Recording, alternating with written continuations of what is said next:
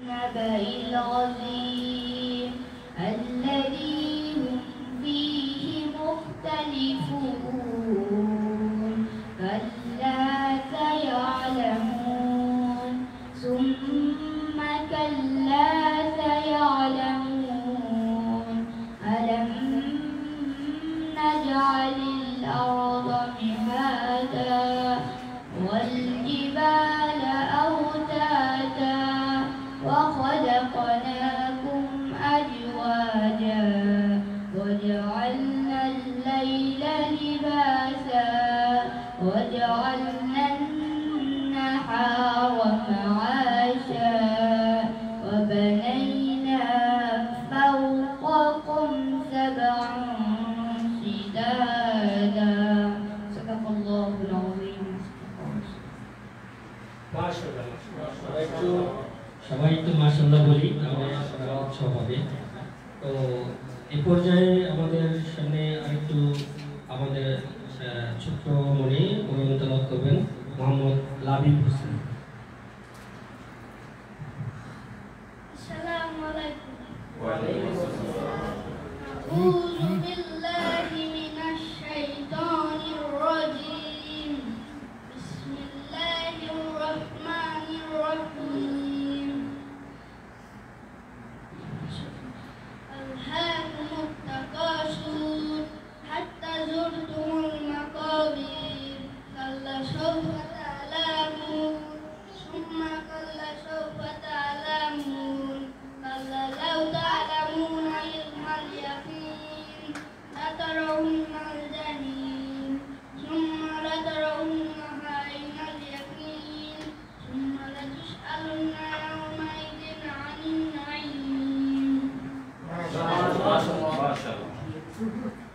খুব সুন্দর হয়েছে, মাশাআল্লাহ। আমাদের সামনে এখন নাতে রাসূল সাল্লাল্লাহু আলাইহি ওয়াসাল্লাম পরিবেশন করবেন আমাদের এই ভাই মোহাম্মদ জুয়েল হোসেন। মোহাম্মদ জুয়েল হোসেন নাতে রাসূল সাল্লাল্লাহু আলাইহি ওয়াসাল্লাম পরিবেশন করবেন।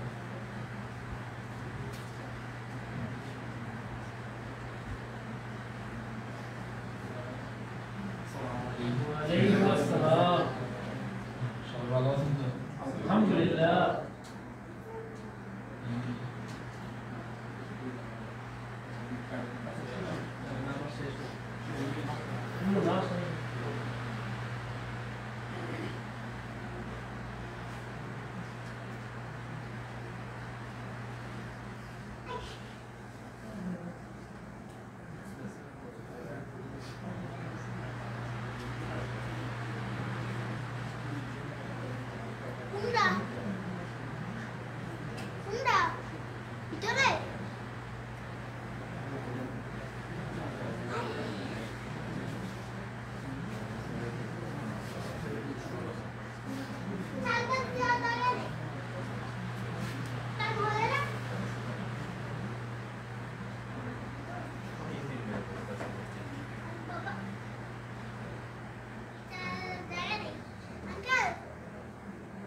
চার্জ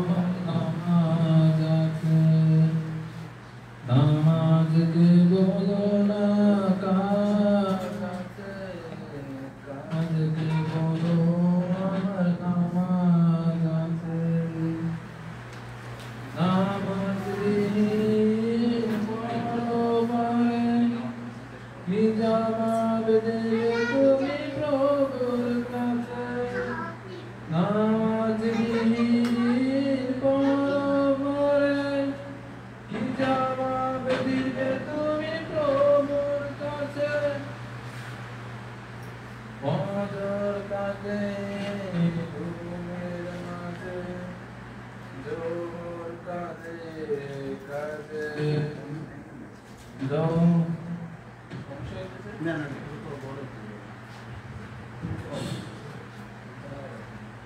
ফজর কাঁদে ঘুমের মাঝে জোহর কাঁদে কাঁদে আসর কাঁদে হেলায় দোলায় মাগরিব মাঝে মাঝে ফজর কাঁদে ঘুমের মাঝে জোহর কাঁদে কাঁদে আসর কাঁদে হেলায় দোলায় মাগরিব মাঝে মাঝে এশার সময় হলে তুমি আর কমিছে দুনিয়ার পিছে নামাজকে বলো না কাজ আছে কাজকে বলো তোমার নামাজ আছে নামাজ বিহীন পরপারে কি জবাব দিবে তুমি প্রভুর কাছে প্রভুর হুকুম মানো রে ভাই থাকো তুমি যেথায় প্রভুর হুকুম মানো রে ভাই থাকো তুমি যেথায় নামাজকে বলো না কাজ আছে কাজকে বলো আমার নামাজ আছে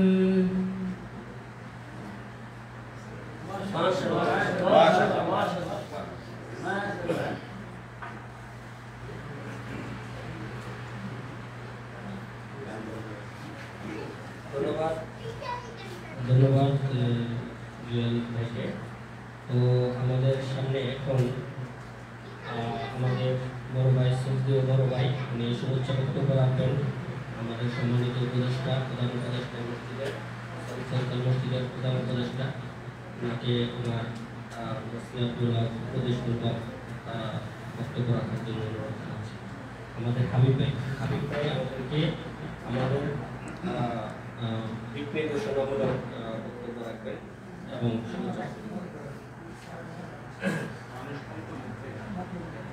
হাবিব ভাইকে অনুরোধ জানাচ্ছি আমাদের জন্য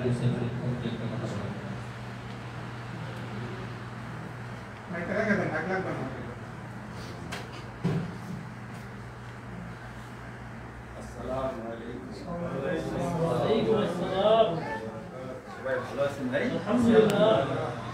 অনেক দিন পরে সবার সাথে দেখা এবং যে অনেক দূর দূরান্ত থেকে সবাই কষ্ট করে আসছেন এই জন্য সবাই আমরা বলি আলহামদুলিল্লাহ।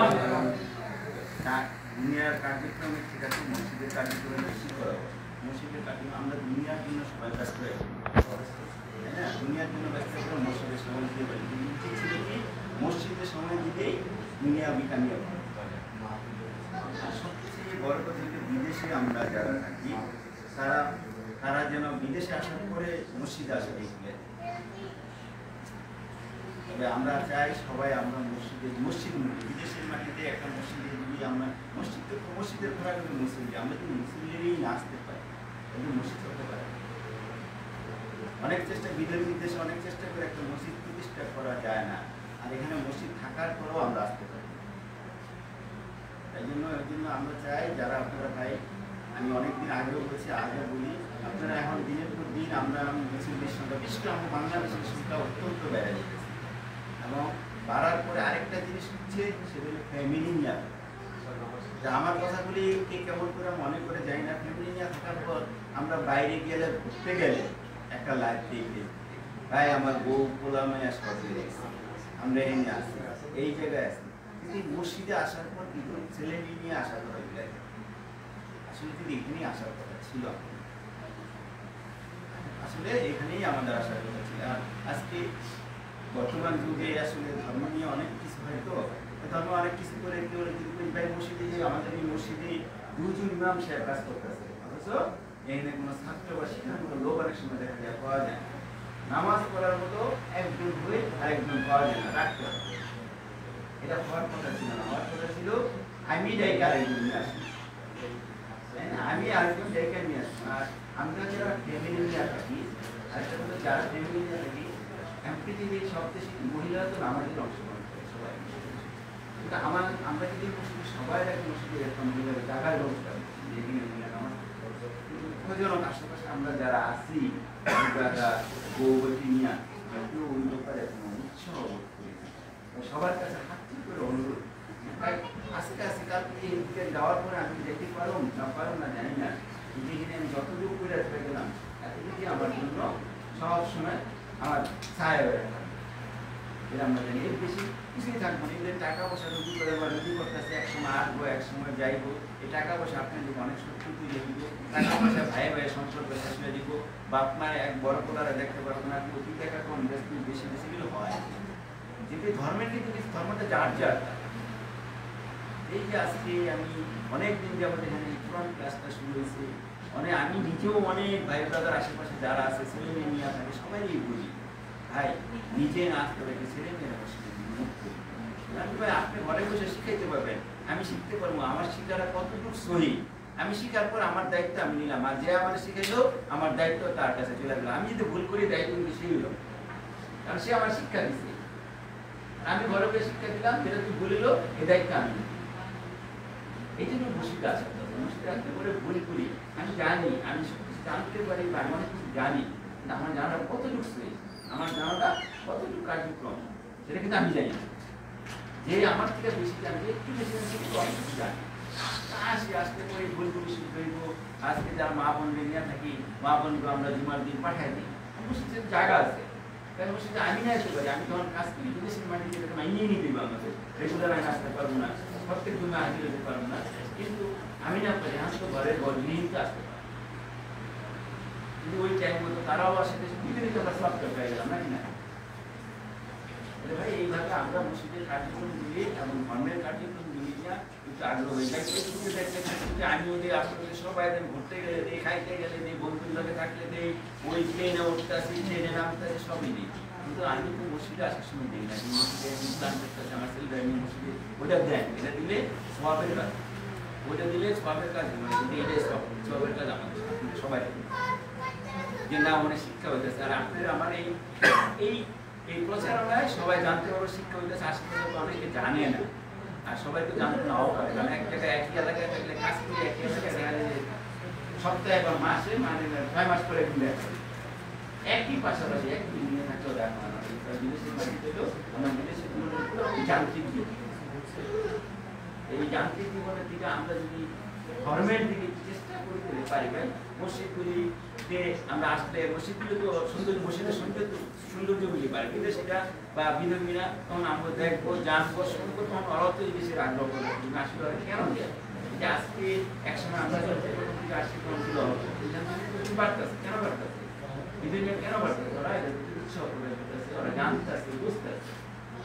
আমরা যে যেখানে ধর্মটারে পালন করি সবচেয়ে বড় কথা হলো আমার ধর্মটারে ওইভাবে শ্রদ্ধাশীল পালন করি যেন আরেকজন আমার ধর্মকে শ্রদ্ধা করতে পারে, আমার কার্যকলাপ আমার আচরণের যেন কেউ আমার ধর্ম নিয়ে কটূক্তি করতে না। এর থেকে বেশি আজকে আর কিছু বলার নেই। সবাই মসজিদে হইবেন এবং মসজিদের কার্যক্রমে সবাই থাকবেন, আমরা সবাই থাকবো এবং প্রত্যেকটা মসজিদের উন্নয়নে আমরা সর্বাত্মক সহযোগিতা করবো। এই কারণে ইনশাআল্লাহ ধন্যবাদ হাবিব ভাইকে। হাবিব ভাই আসলে আমাদের যে কথাগুলো বলছে অত্যন্ত মূল্যবান, আমরা এই কথাগুলো যাতে ঠিকঠাক মতন পালন করি এই জন্য আমরা সকলে বলে আমিন। আসলে হাবিব ভাই যে মূল উদ্দেশ্য যে বলছে যে এখানে মসজিদ হয়েছে, এখন একটা মসজিদ করা কিন্তু অনেক কঠিন, সেই জায়গায় এত সুন্দর আমরা একটা ব্যবস্থা করছি, এই ব্যবস্থাতে আপনারা আসবেন, এটা হচ্ছে আপনাদের এখন আসছেন আলহামদুলিল্লাহ, এটা কন্টিনিউ হতে থাকবে। আমাদের প্রতি মাসে একটা করে প্রোগ্রাম হয়, প্রতি সপ্তাহে আমাদের কোরআন ক্লাস হয়। আমি এই কথাগুলোই আমাদের স্পষ্ট করে দিয়েছি যে প্রতি সপ্তাহে অন্তত শনিবারটা আপনারা নিজের জন্য, নিজের ইবাদতের জন্য বরাদ্দ করে আমাকে মসজিদে এসে এটা সময় দিবেন। এটা আপনার এই কাজটাই আপনার নিজের, আপনি যে টাকা সারা সপ্তাহ টাকা পয়সা ইনকাম করতেছেন ওগুলো কিন্তু আপনি নিজের না, ওগুলো ভাগবাটোয়ারা আছে, ওগুলা ভাগবাটোয়ারা হয়ে যায়। কিন্তু এই যে যে একদিন সময়, এই একটা দিন আপনার জন্য, এটা আপনার জন্য রাখেন ইসলাহার জন্য, নিজের নফসের জন্য। নিজের নফসের একটা খাদ্য আছে, নিজের আপনার নফসের একটা খাদ্যর জন্যই একটা দিন আপনি রাখবেন। শনিবার এখানে আসবেন, 2 রাকাত নফল নামাজ পড়বেন, হ্যাঁ জিকির করবেন, এখানে সুন্দর একটা পরিবেশ আপনাদের জন্য তৈরি করবে। যাই হোক, আমরা এই হানিফ ভাই নসিহতগুলো আমরা সবাই পালন করি। তো এখন আমাদের সামনে বক্তব্য রাখবেন, ইসলামিক বিষয়ভিত্তিক বক্তব্য রাখবেন। আমাদের এখন মূল পর্ব শুরু হতে যাচ্ছে। তো এই মূল পর্বতে আমাদের দিক নির্দেশনামূলক কোরআন হাদিসের আলোকে আমাদের সামনে এখন বক্তব্য রাখবেন আমাদের সহপাঠী ভাই মোহাম্মদ ইয়াকুব সাহেব। তাকে তার মূল বক্তব্য রাখার জন্য অনুরোধ জানাচ্ছি।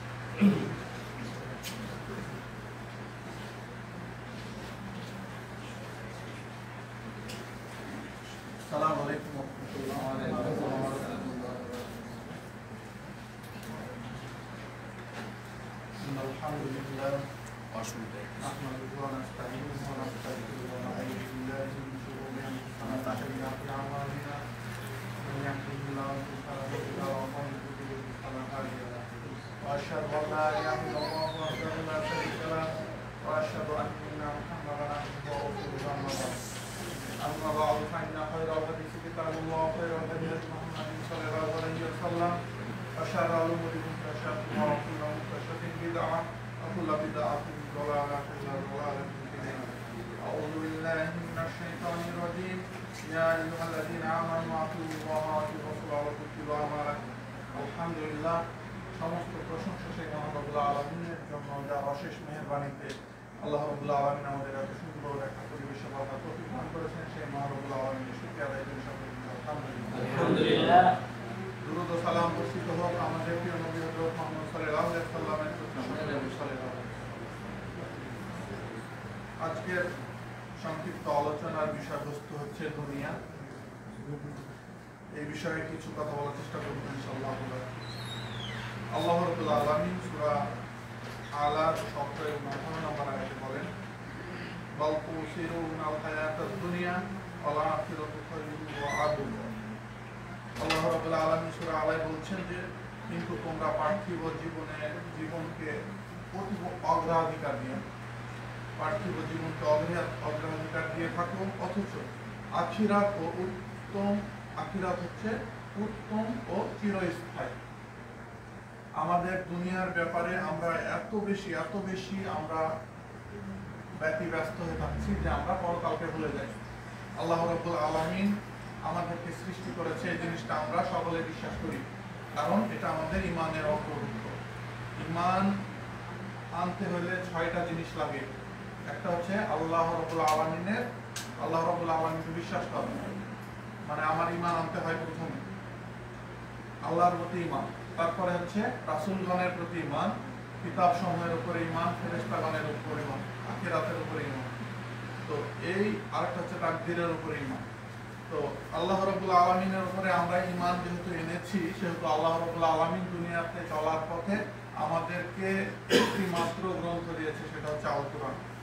আমরা আল কুরআনুল কারীমের কে যদি আমাদের গাইডলাইন মনে করি আমাদের জীবনে চলার পথে, তাহলে আমরা সফলকাম হতে পারবো।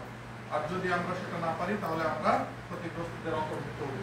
আল্লাহ রাব্বুল আলামিন আমাদের জীবনের শুরু থেকে শেষ পর্যন্ত, ঘুম থেকে ওঠা থেকে ঘুমানো পর্যন্ত, জীবনের ঘর থেকে শুরু করে রাষ্ট্র পরিচালনা পর্যন্ত প্রত্যেকটি পদক্ষেপে কিভাবে আমাদেরকে চলতে হবে তার দিক নির্দেশনা আল্লাহ রাব্বুল আলামিন যেমন কুরআনে দিয়েছেন, তেমন আল্লাহ রাসূল আমাদেরকে দিয়েছেন। আল্লাহ রাসূলের জীবন থেকে আমরা সেই শিক্ষাটা পেয়ে থাকি। আব্দুল্লাহ ইবনে আব্বাস রাদিয়াল্লাহু তাআলা আনহু বলেন, রাসূল সাল্লাল্লাহু আলাইহি সাল্লাম বলেছেন, স্বাস্থ্য ও অবসর দুইটি নিয়ামতের ব্যাপারে অধিকাংশ মানুষ ধোঁকার মধ্যে রয়েছে। বুখারী মুসলিমের হাদিস, বুখারী ও মিসকাতের হাদিস 5155। তাহলে দুইটি জিনিস আল্লাহ রাসূল এখানে বলছেন যে স্বাস্থ্য এবং অবসর, সুস্থতা এবং অবসর। আমরা অনেকে জানি যে আমরা যদি হজ করতে যাই সৌদি আরবে, তাহলে আমাদের সুস্থ থাকাটা কতটা জরুরি। যদি আপনি সুস্থ না থাকেন তাহলে আপনি হজ করতে পারবেন না, কারণ সেখানে আপনাকে কাবা ঘর তাওয়াফ করতে হবে, সাফা মারোয়া সাই করতে হবে, মানে এক পাহাড় থেকে আরেক পাহাড় পর্যন্ত আপনাকে 7 বার যাওয়া আসা করতে হবে, মিনা যাইতে হবে, তারপরে হচ্ছে যে আপনাকে মুজদালিফায় যাইতে হবে, হ্যাঁ, পাথর মারতে হবে, অনেক কার্যক্রম আছে যেগুলোর জন্য আপনাকে সুস্থ থাকা জরুরি। আপনি যদি সুস্থ না থাকেন তাহলে আপনি এটা পারবেন না। তাহলে আমাদের প্রত্যেকটা ক্ষেত্রে আপনি যদি মনে করেন যে মসজিদে এসে আমি জামাতে নামাজ পড়বো, আমি অসুস্থ, আমি এটা করতে পারবো না, অনেকে বিছানায় পড়ে আছে, বিভিন্ন রোগে আক্রান্ত, কিন্তু মসজিদে যেতে পারছে না। তো অনেক ইবাদত আছে, যেমন আপনি অসুস্থ, আপনি সিয়াম পালন করতে পারছেন না, এরকম অনেক রোগে আক্রান্ত হওয়ার পরে আমরা বিভিন্ন ইবাদতে অংশগ্রহণ করতে পারি না। তো আল্লাহ রাসূল এখানে বলছেন যে সুস্থতা আর অবস্থা হচ্ছে আল্লাহর নিয়ামত। তো সুস্থতার নিয়ামতটা আমরা বুঝলাম যে আমরা অসুস্থ হলে এই ইবাদতগুলো করতে পারি না, তার কারণে আমরা এগুলো থেকে বঞ্চিত হয়ে যাই। আর একটা হচ্ছে অবসর। আমাদের কোরিয়াতে আমরা অনেকেই কোম্পানিতে চাকরি করি, যার কারণে বলি যে আমার এত কষ্টের কাজ যে আমি রমজান মাসে সিয়াম পালন করতে পারি না, অর্থাৎ আপনার ব্যস্ততার কারণে আপনি সেটা পারছেন না, আপনি এটা বোঝাচ্ছেন। বা আমার কোম্পানিতে এত কাজ যে আমি নামাজ পড়ার সময় পাই না, রুমে যাই একসাথে পড়ে ফেলি। তাহলে এইটা কি হলো? আল্লাহ রাব্বুল আলামিন নির্দিষ্ট সময়ে নির্দিষ্ট ওয়াক্তে আপনার উপরে সালাত ফরজ করে দিয়েছে, কিন্তু আপনি বলছেন যে আমি রুমে যাই একসাথে পড়ে নেব, তাহলে আপনি আল্লাহর আইনকে মানলেন না। তো এই সুস্থতা আর অবসর অনেকের মাঝে যখন আসে, এটাকে আমরা যথাযথ কাজে লাগাতে পারি না। যেমন এই যে গরমের ছুটিটা, আমরা মসজিদমুখী না হয়ে আমরা বিভিন্ন দিকে যদি ঘুরতে চলে যাই, মসজিদে না আসি, তাহলে দেখেন গুটি কয়েক মাত্র লোক আছে এখানে, অল্প কিছু সংখ্যক লোক, কিন্তু ছুটি কিন্তু ম্যাক্সিমাম আমাদের বাঙালি যেগুলো আছে সেগুলো ম্যাক্সিমামই ছুটি, কিন্তু মসজিদে আসছে না। তাহলে এই অবসরকে আমরা কাজে লাগাতে পারছি না, এটা কিন্তু আল্লাহর নিয়ামত। সেহেতু এই নিয়ামতকে আমরা যথাসম্ভব কাজে লাগানোর চেষ্টা করি, যে এটাকে কিভাবে কাজে লাগানো যায়। আমি একটু সময় পেয়েছি, সেটাকে আমি একটু কোরআন শিক্ষার কাজে লাগাই, আমি মসজিদে যাই, আমি জামাতে নামাজ পড়ি, ইসলামের কোনো মাসআলা সম্পর্কে আমি জানি না, একটু জানা হবে, যারা জানে তাদের কাছ থেকে জেনে নিই। তো এই সুস্থতা আর অবসরকে আমরা যথাসম্ভব কাজে লাগানোর চেষ্টা করবো। আল্লাহ রাব্বুল আলামিন আমাদেরকে এটা সুস্থতা এবং অবসরকে কাজে লাগানোর তৌফিক দান করুন, সকলে বলি আল্লাহুম্মা আমিন। মুস্তাউরিদ ইবনে সাদ্দাদ রাদিয়াল্লাহু তাআলা আনহু বলেন, আমি রাসূল সাল্লাল্লাহু আলাইহি সাল্লামকে বলতে শুনেছি, আল্লাহর কসম, পরকালের তুলনায় দুনিয়ার উদাহরণ হলো তোমাদের কেউ সাগরের মধ্যে নিজের একটি আঙ্গুল ডুবানোর পর লক্ষ্য করুক যে আঙ্গুল কি পরিমাণ পানি নিয়ে আসলো। অর্থাৎ আপনি সাগরের মধ্যে আপনার আঙ্গুলকে ডুবাবেন আর আঙ্গুলটা উঠাবেন, উঠানোর পরে আপনার হাতে কতটুকু পরিমাণ পানি আছে সেটা হচ্ছে দুনিয়া। পরকালের তুলনায় দুনিয়া হচ্ছে ততটুকুই যতটুকু সাগরে আপনি একটা আঙ্গুল চুবানোর পরে উঠাইলেন, আপনার হাতে কতটুকু পানি আছে সেটা হচ্ছে দুনিয়া, আর এই সাগরটা হচ্ছে পরকাল, আখিরাত। তাহলে সেটা কি পরিমাণ বড়, আখিরাতে দীর্ঘ কত বড়, আল্লাহ রাসূল এটা একটা উদাহরণের মাধ্যমে বুঝিয়েছে। তাহলে আমরা এই সামান্য আঙ্গুলে যেটুকু পানি আছে এটার জন্য জীবন দিয়ে দিতে রাজি আছি, কি যে আমাকে বাড়ি করতে হবে, গাড়ি করতে হবে, ব্যাংক ব্যালেন্স করতে হবে, সেটা হালাল উপায়ে হোক আর হারাম উপায়ে হোক, কিন্তু আমাদের প্রতিযোগিতায় আমরা লেগে গেছি যে আমাকে করতেই হবে। হালাল পথে পারি না তো কি হচ্ছে, আমাকে হারাম পথে করা লাগবে। কিন্তু আপনি কিসের জন্য এত পরিশ্রম করছেন? দুনিয়া কামাইয়ের জন্য। দুনিয়া কতটুকু? আল্লাহ রাসূলের এই উদাহরণে বোঝা যায় যে খুবই সামান্য পরিমাণ হচ্ছে দুনিয়া। তারপরে আল্লাহ রাসূল এখানে বললো যে যে পরিমাণ আঙ্গুলে পানি আসলো সেটাই হচ্ছে আখিরাত, এটা হচ্ছে কি মুসলিম শরীফের হাদিস। তাহলে ভাই আমরা দুনিয়ার চাইতে পরকালকে যদি প্রাধান্য না দিই তাহলে আমরা ক্ষতিগ্রস্তদের অন্তর্ভুক্ত হয়ে যাব। যেমন আমরা জানি যে আল্লাহ রাসূলের কত সুন্নতি দাড়ি ছিল, আমরা সবাই মনে করি অনেকে যে আল্লাহ রাসূলের যে দাড়ি ছিল, দাড়ি রাখা সুন্নাহ, দাড়ি রাখা সুন্নাহ, এই জিনিসটা আমাদের সমাজে খুব প্রচলিত যে দাড়ি রাখা সুন্নাহ। ভাই আল্লাহ রাসূল কোন একটা আমল করছে, সেই আমলটা আপনি যদি করেন তাহলে সুন্নাহ। আল্লাহ রাসূল কোন একটা কাজের আদেশ করছে আপনাকে, আপনি যদি সেটা পালন না করেন সেটা আপনার উপরে ফরজ। কোন একটা জিনিসের আদেশ করছে আল্লাহ রাসূল, এটা আপনার উপরে ফরজ। আপনাকে আল্লাহ রাসূল কোন একটা জিনিস নিষেধ করছে যে এটা করা যাবে না, মানে এটা হারাম। আমরা এই জিনিসগুলো বুঝতে চাই না, হ্যাঁ, যে আল্লাহ রাসূল দাড়ি ছিল, আমার দাড়ি রাখলে সুন্নাহ, না রাখলে গুনাহ হবে না। ভাই আল্লাহ রাসূল দাড়ি ছিল, আল্লাহ রাসূল দাড়ি যদি আমরা রাখি এটা সুন্নাহ, আর যদি দাড়ি আল্লাহ রাসূল রাখতে বলছে, আদেশ করছে, সেহেতু এটা ফরজ। আর দাড়ি রাখাটা আল্লাহ রাসূল কাটতে নিষেধ করছে, সেহেতু দাড়ি কাটা হারাম। সেহেতু মুসলিমের পরিচয় আমাদের বাহ্যিকভাবে কি দেখা যায়, শুধু দাড়িটাই দেখা যায়। তাছাড়া যদি দাড়ি কাটা থাকে তাহলে আমাদের ম্যাক্সিমাম মানুষরা আমরা চিনতে পারি না যে মুসলিম না মুসলিম। তাহলে আমাদের দুনিয়াতে আমাদেরকে স্মার্ট হইতে হবে ভাই। স্মার্টনেস যদি পশ্চিমাদের দেখে শিখতে হয় তাহলে আমরা ভুলের মধ্যে রয়েছি। জাবের রাদিয়াল্লাহু তাআলা আনহু থেকে বর্ণিত, একদা রাসূল সাল্লাল্লাহু আলাইহি সাল্লাম একটি কান কাটা মৃত বকরির বাচ্চার নিকট দিয়ে অতিক্রম কালে বললেন যে তোমাদের মধ্যে কে এমন আছে যে এটাকে 1 দিরহামের বিনিময়ে কিনতে পছন্দ করবে? মানে আল্লাহ রাসূল রাস্তা দিয়ে যাচ্ছে, একটা কান কাটা মৃত ছাগলের বাচ্চা পড়ে আছে। এখন সাহাবীদের বলছে যে 1 দিরহামের বিনিময়ে তোমরা এই ছাগলটাকে কিনতে চাও, কে আছো? তখন তারা বললেন যে আমরা তো এটাকে কোনো কিছুর বিনিময়ে কিনতে পছন্দ করব না। তখন তিনি বললেন যে আল্লাহর কসম, এটা তোমাদের কাছে যতটুকু নিকৃষ্ট আল্লাহর কাছে দুনিয়া এর চাইতেও অধিক নিকৃষ্ট। মুসলিম শরীফের হাদিস। তাহলে দুনিয়াটা আল্লাহর কাছে কি পরিমাণ মানে দামি নাই একদম।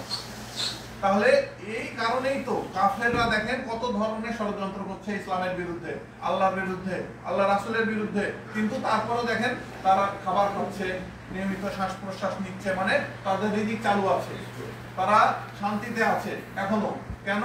আল্লাহ রাসূল যদি, আল্লাহ রাব্বুল আলামিন যদি মনে করতেন যে তারা ইসলামের বিরোধিতা করছে, সেহেতু তাদের রিজিক বন্ধ করে দিত, তারা শ্বাস নিতে পারবে না, তাদের জন্য অক্সিজেন বন্ধ করে দিব।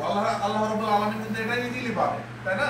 কিন্তু আল্লাহ রাব্বুল আলামিন তাদেরকে পাকড়াও করবে পরকালে, এইখানে তাদেরকে ছাড় দিছে। তো আল্লাহ রাব্বুল আলামিন আমাদের এই দুনিয়ার ব্যাপারে আমাদের হচ্ছে যে সেই কান কাটা বকরি যেমন আমাদের কাছে নিকৃষ্ট, তেমনটি তার চাইতেও বেশি নিকৃষ্ট হচ্ছে আল্লাহ রাব্বুল আলামিনের কাছে এই দুনিয়া। মুসলিম শরীফের হাদিস, আল্লাহ রাসূল এটা উদাহরণ দিয়ে বুঝিয়েছেন। আবু হুরায়রা রাদিয়াল্লাহু তাআলা আনহু বলেন, রাসূল সাল্লাল্লাহু আলাইহি সাল্লাম বলেছেন যে দুনিয়া মুমিনের জন্য হচ্ছে জেলখানা এবং কাফেরদের জন্য হচ্ছে জান্নাত। এটা মুসলিমের হাদিস। তাহলে আমাদের দুনিয়াতে চলতে গেলে আমাদের তো কষ্ট করতেই হবে। আমরা দেখি যে অমুসলিমরা রমজান মাসে খাবার খাচ্ছে, আমরা সারাদিন না খায় কষ্ট করি। কেন?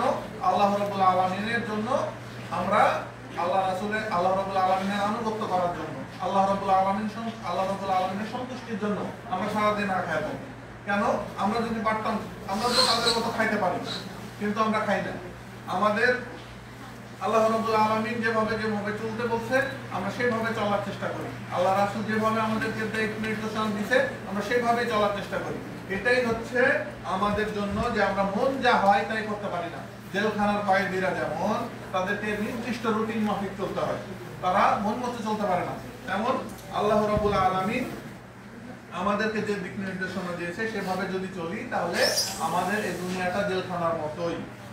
আবু হুরায়রা রাদিয়াল্লাহু তাআলা আনহু বলেন, রাসূল সাল্লাল্লাহু আলাইহি সাল্লাম বলেছেন যে জাহান্নাম হচ্ছে কামনা বাসনা দ্বারা ঢেকে রাখা হয়েছে। মানে আপনার মন যা চায় তাই করবেন, তাহলে আপনার এটা হচ্ছে জাহান্নামে যাওয়ার কারণ হয়ে যাবে। আর আপনি যদি আল্লাহ রাব্বুল আলামিন যেভাবে চলতে বলছে সেইভাবে চলেন তাহলে আপনি জান্নাতে যেতে পারবেন। তাহলে জাহান্নামকে ঢেকে রাখা হয়েছে কি দিয়ে? কামনা বাসনা দিয়ে, যে আপনার মন যা চায় তাই করবেন। ভাই আপনার উপরে নারী আল্লাহ রাব্বুল আলামিন দিয়েছে একজন স্ত্রী, আপনি যদি মনে করেন 4 জন পর্যন্ত নিতে পারবেন, কিন্তু আপনি যদি চান কি যে না আমার আরো প্রয়োজন, অবৈধ সম্পর্ক স্থাপন করেন, তাহলে কি হলো? আপনার কামনা যেটা মনের কামনা সেটাই আপনি করলেন। আপনাকে আল্লাহ রাব্বুল আলামিন বলে দিয়েছে যে তুমি হালাল পথে তোমাকে উপার্জন করতে হবে, তোমাকে সুদ থেকে দূরে থাকতে হবে, কিন্তু আপনি কি করলেন? দক্ষিণ কোরিয়াতে বেশি বেশি অর্থ উপার্জন করলেন, বাংলাদেশে ব্যাংকে ফিক্সড ডিপোজিট করলেন, মাসে মাসে উঠাচ্ছেন আর খাচ্ছেন। তাহলে কি? এটা আমার মনের ইচ্ছা, কামনা বাসনা, আমার মনে যেমন চাই আমি তেমন করব। তাহলে সেটা কি হলো? জাহান্নামে যাওয়ার কারণ হলো। আল্লাহ রাসূল বলে দিয়েছেন যে কামনা বাসনা দ্বারা জাহান্নামকে ঢেকে রাখা হয়েছে, আর জান্নাতকে ঢেকে রাখা হয়েছে বিপদ ও মুসিবত দ্বারা। মানে আল্লাহ রাব্বুল আলামিন যদি আপনার উপরে কোনো ধরনের বিপদ আপদ দেন তাহলে আপনাকে বুঝতে হবে যে আল্লাহ আমাকে ভালোবাসে, এই বিপদ আপদের দ্বারা আমার বিভিন্ন গুনাহসমূহ আল্লাহ রাব্বুল আলামিন মুছে দিবেন। কারণ আপনাকে পরকালে আল্লাহ শাস্তি দিতে চান না, আপনাকে এই দুনিয়াতে বিভিন্ন মুসিবতের মাধ্যমে আপনার গুনাহসমূহ আল্লাহ রাব্বুল আলামিন ক্ষমা করে দিবেন, এমনকি আপনাকে জান্নাত দিবেন। তো আল্লাহ রাসূল এখানে বলছে যে আমাদের বিপদ আপদ এবং মুসিবত দ্বারা জান্নাতকে ঢেকে রাখা হয়েছে। আবু হুরায়রা রাদিয়াল্লাহু তাআলা আনহু বলেন, রাসূল সাল্লাল্লাহু আলাইহি সাল্লাম বলেছেন যে টাকা পয়সার পূজারীরা ধ্বংস হোক, পোশাক বিলাসীরা ধ্বংস হোক, তাকে দিতে পারলে খুশি হয় আর না দিতে পারলে রাগান্বিত হয়। আমাদের মধ্যে কিছু এরকম লোক আছে যারা আমরা জানি যে অতীব ব্যস্ত টাকা পয়সা নিয়ে। আমাদের এই গরমের বন্ধেও অনেকে আছে যারা প্রয়োজনে কোম্পানিতে ওভারটাইম করতে হলে করবে।